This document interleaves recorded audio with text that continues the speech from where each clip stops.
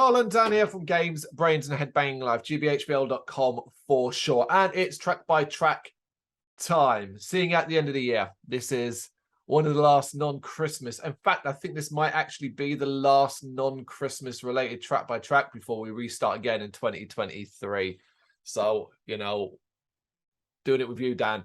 And it's an interesting one because if you watch our reactions, you would have seen a couple of weeks ago, we actually did a reaction video to this band. It was a band I didn't know anything about. It is, of course, Fleshwater. I didn't know anything about. We did a reaction video for a track that's from this album.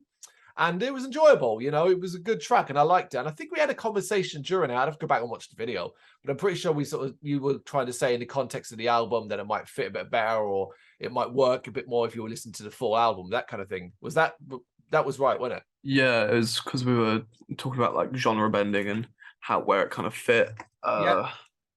And I think it was more to do with the kind of the expansion of that almost. Like they lean into different areas a lot of the time. Yeah, absolutely. It makes a lot of sense, particularly when you listen to the album before you do kind of get a genre bending. If you don't know that it is a genre bending band album. It crosses over areas from grunge to post-punk to straight up rock and so much more. Definitely. Yeah, and it's a fairly new album as well, only released this year on the 4th of November. So this is quite an up-to-date, modern sort of track-by-track review, as it were. I've listened to it. I've got my notes. I don't love it. Overall, okay. I didn't think it was like a bad album or a terrible album, but I didn't maybe see what you were seeing. Should probably state that your sort of early impressions came from the live side of things, right? No, I'm getting confused with a different band then that you said you saw live and thought that was an amazing song. So obviously, I think that was Soft Quill. That's it, Soft Quill. That was it. Yeah, you're right. Quite a different band, actually, now that I mention it. So yeah, we're going to go through the tracks of Fleshwater. It's not too long. It kind of sort of speeds by in around 30-odd minutes, maybe a little under. So it's not too bad. And the opening track is Ball Pate Driver. Ball pate, it's one word. Not plate, as I keep reading it over and over. I was reading it as that. Yeah, I know, but apparently not. I've looked at it, spelled it, Ball Pate Driver. So this is a solid introduction that showcases their alternative grungy style off nicely. The way the instruments against the airy vocals works quite well, and the drawling tempo, there's a thrilling kind of intensity to it.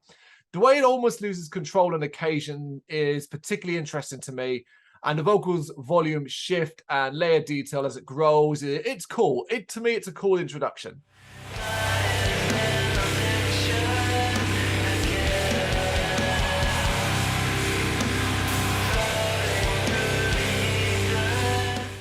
Yeah, I think it sets up the album quite nicely for what is to follow it. It's very shoegazy, I'd even go as far to say. Yep. Like, it's that super grungy shoegazy sound that you'd expect from a band with an aesthetic like this, I suppose. Yeah, I think in the context of the album, not one of my favorites, but it is good. Not one of my favorites either, but yeah, I think it's a cool opener.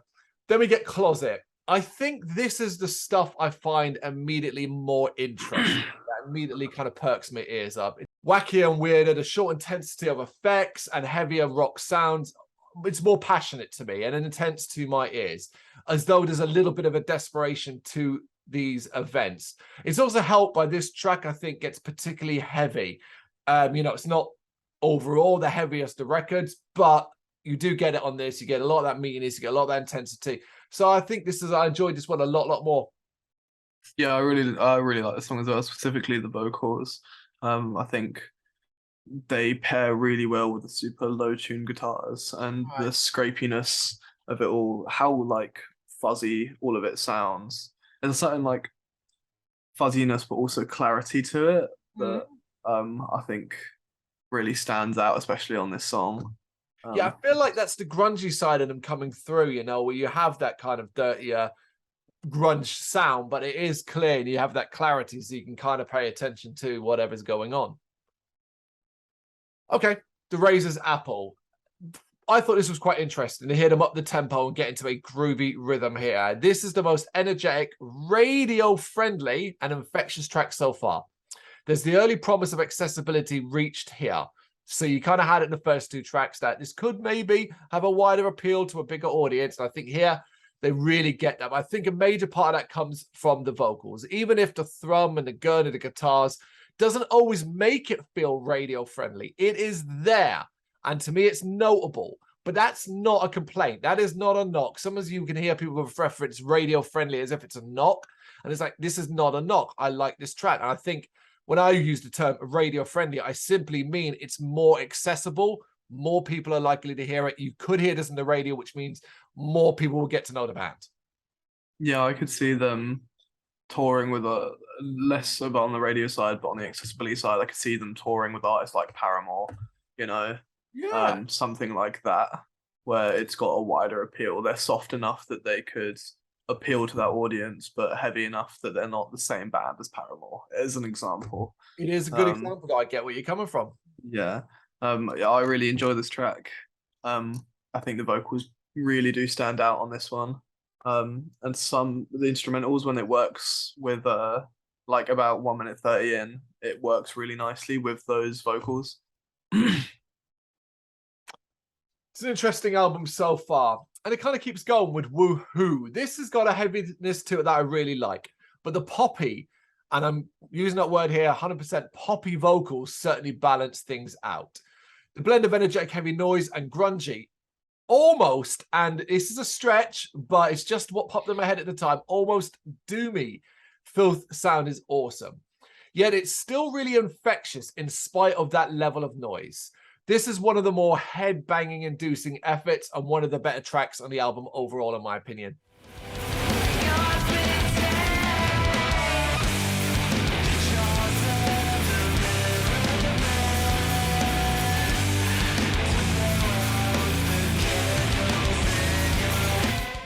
Yeah, definitely. It stood out to me when I listened to the album through the first time. That opening riff really got stuck in my head.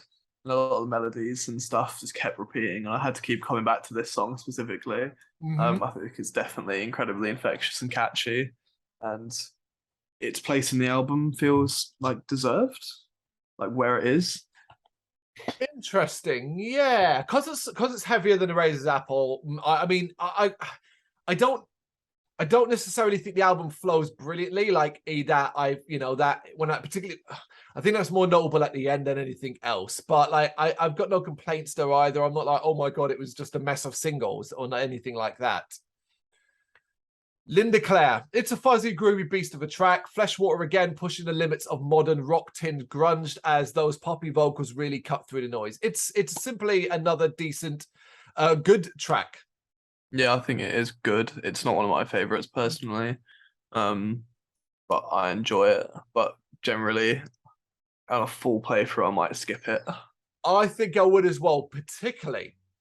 So I've gone from Woohoo, I hit Linda Clare, and then there's Kiss the Ladder. And Kiss the Ladder is another one of my favorite tracks on the album. So like, because it's sandwiched in between them, that's why it's probably like, oh, I just want to Kiss the Ladder, because this is short and to the point.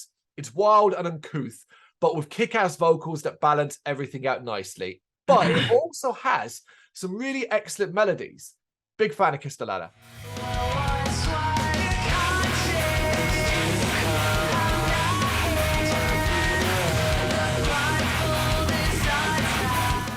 Yeah, this song kind of this scratched a bit of my brain apparently when I found it. Spotify Wrapped came out today. I presume you've seen. It is my top song of this year. It's the one I listen to most, I think, with like 1,600 times. Slightly absurd, but I absolutely adore it. This is why I like them so much, and why I listened to the full album when it came out and was like, this is amazing. Enjoy. There have been, up to this point, I've not mentioned it at all yet, but now I'm going to bring it up. There have been some new metal, and you know what? I mean new metal as an NU, the once dead genre of the late 90s and early noughties, and they're slowly being revived by many, many poor bands these days. There have been some teasers so far, but I think this track is the one that goes for it. I felt transported back to that era, with this one. I'll bet with more refinement and more talent. It's got a really heated drawl to it, but a grandness that is enhanced by the vocals. Yeah, I definitely see that. I could like I watched the Woodstock documentary recently, and I was like, I'd never really fucking listened to Limp Bizkit before in my life.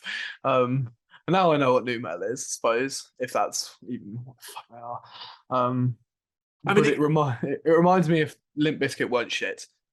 I mean, new metal, everything got lumped into new metal at one stage. You could have Limp Bizkit being called a new metal band, and the same breath, Slipknot's debut or full-length album was a new metal album. System of a Down's Toxicity was a new metal album. Like, it got anything alternative almost started getting in that one fucking genre, you know? So, yeah, because I always struggle with that as well. How do you contrast Limp Bizkit? And that Woodstock, that was before the biggest album they had, obviously, overall as well. So, you know, people went nuts for that band. They still are one of the biggest bands in the world.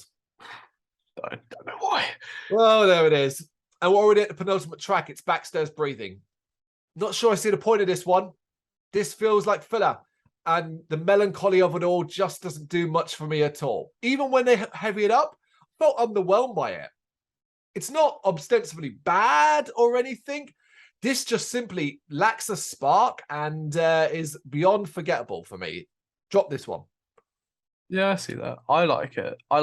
That, and I think there's not much more to really say about it other than I like it. It's a good song to me. I don't think there's anything particularly offensive about it, but I suppose if it wasn't there, I probably wouldn't notice.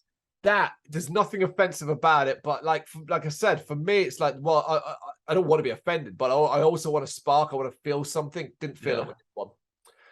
But that's certainly not the case with the final track, Foreign. Now, it is interesting, as we said at the start, to hear this track in relation to the full album now, as I now can see why and how it stands out as being something different. Not only is it obviously quite a bit longer than any other track on the album, but it delves into thicker post territories and changes genres throughout. It is probably, arguably, the most impressively impressively detailed and imaginative creative track on the album because of all of that. But its structure is a problem, because I don't think when I put it next to everything else, it's as listenable as what comes elsewhere. I think if you've been enjoying this album up to this point, you might hit Foreign and generally not like it, or you might think, God, that's genius. I love that. I think its positioning was so important. This being the last track made so much sense. Had this been in the middle, it would have been fucking weird as hell. Had it been the opener, they might have got away with that. But then you'd have been like, after Foreign, you'd have been like, nothing else is quite like it. Even though it's still clearly Fleshwater, it's not so wildly different that you can't hear and understand what it is.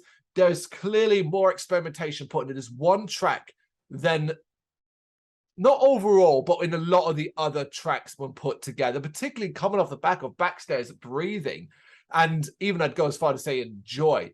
I do think it's an excellent track because I can hear the creativity, I can hear it, and knowing by this point all I know about Fleshwater based off all the other music, I now put it into this mixing pot, and it all works much better for me than hearing it in isolation. Weird enough, I would suggest to people that, yeah, maybe hearing this one in isolation, you might like it, you might think it's good, you might think it's interesting, but hearing it as part of a complete album and the finale of the album, I don't know. I think it makes a big difference.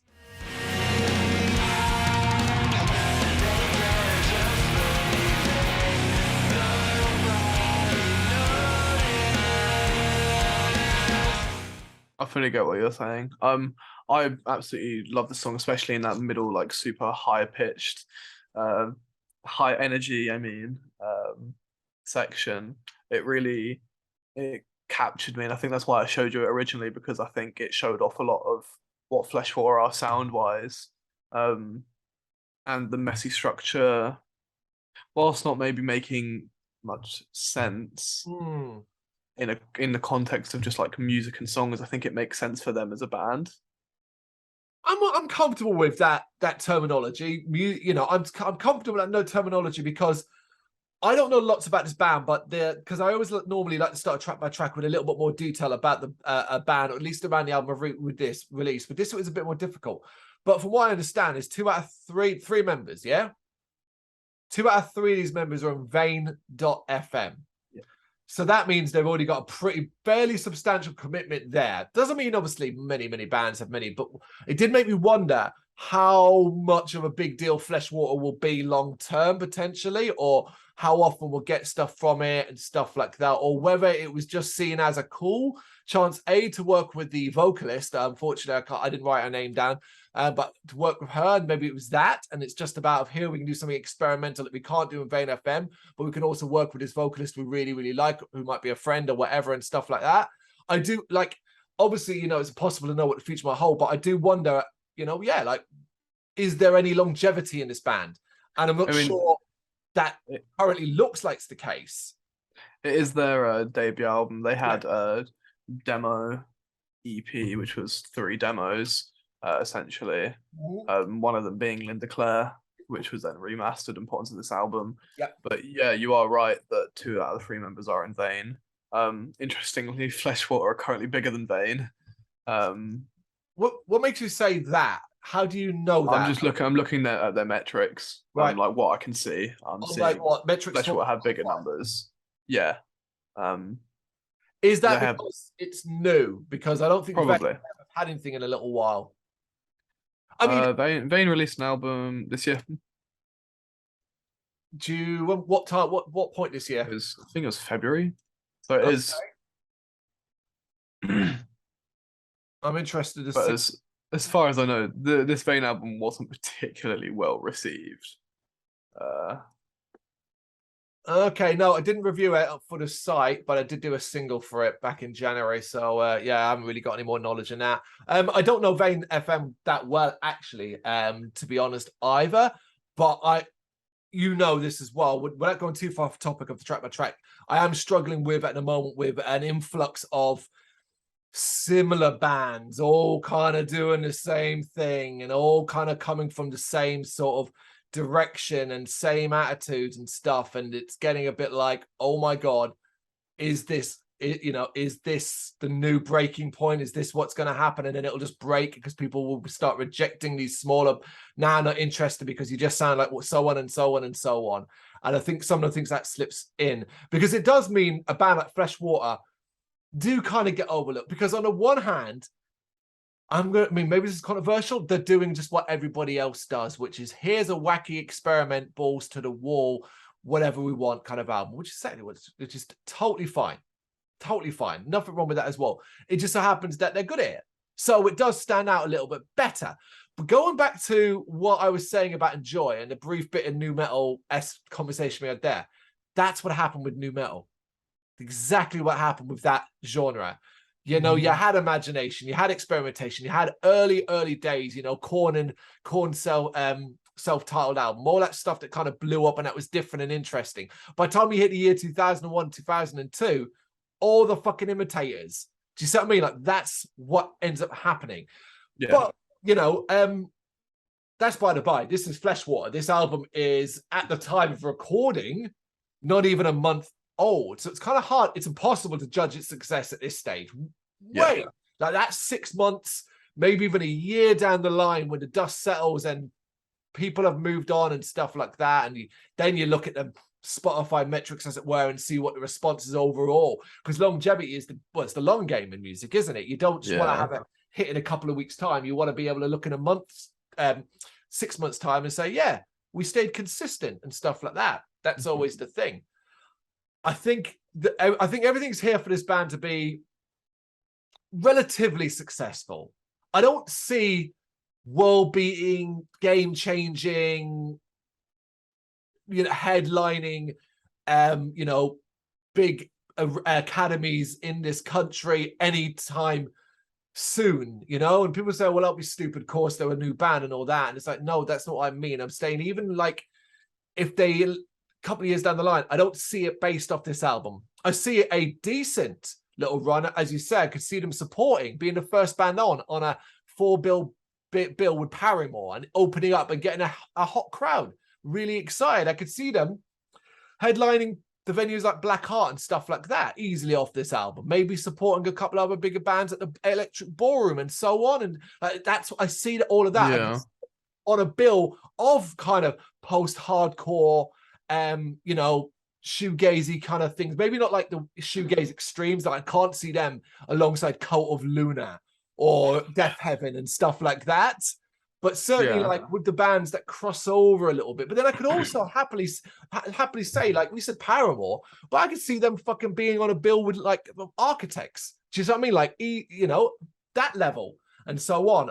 I don't see anything that can stop this band based off what I've heard here, because I think the songs that are really good are so good that they will turn enough heads, including, like I said, the ones that maybe not my favorite, but have that radio-friendly flavor. So, you know, it's a little bit more wide-ranging and people will listen to that and maybe we'll go check out the rest of it. I know you're I guess a champion of this band, whereas, you know, you're already aware of all of this. I was coming in fresh. That's kind of my extremely long-winded opinion. Yeah, I get what you're saying entirely. I don't think there's anything for people who don't like them. I don't think any of it's particularly offensive. Again, I think people who don't like them are just going to be kind of indifferent towards it. There's a lot to enjoy, and I think that anyone can look at this album and this band and be like, pick out at least one thing they enjoy about it. I think so. I think you're absolutely right. I think if not even one thing you enjoy, because ultimately that can be off-putting as well. Well, all right, I happen to like the vocals, but I hate everything else. You're just not going to listen to it then, are you? Obviously. No.